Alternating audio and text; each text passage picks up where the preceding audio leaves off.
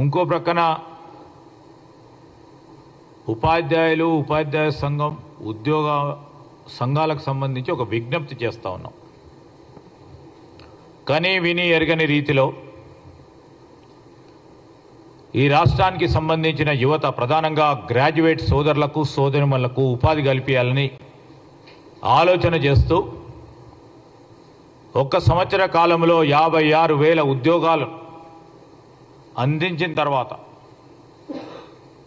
అదేవిధంగా వారికిన్న పట్టభద్రులకు సంబంధించిన నైపుణ్యాన్ని పెంచాలని క్రియాశీలకంగా ఈ రాష్ట్ర ప్రభుత్వం, ముఖ్యమంత్రి గారు నైపుణ్యానికి సంబంధించిన స్కిల్స్ యూనివర్సిటీని ఏర్పాటు చేసి భావితరాలకి సంబంధించిన మన యువతకు సంబంధించిన దిశను అందించే ప్రయత్నం చేస్తూ ఉన్నాం.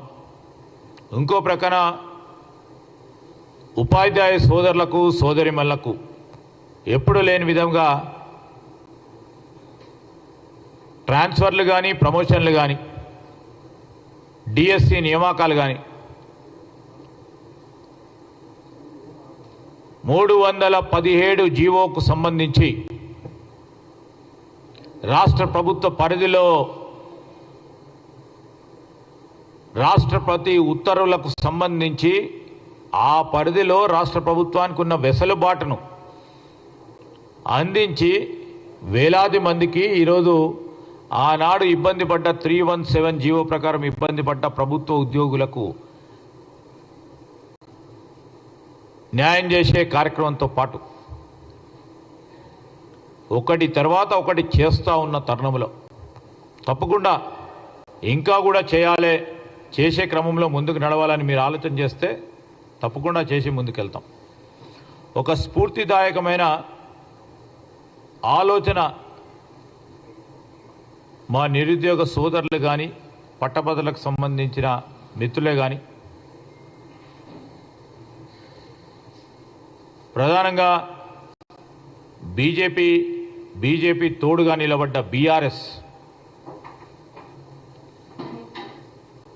వారి మాటలకి భ్రమపడకుండా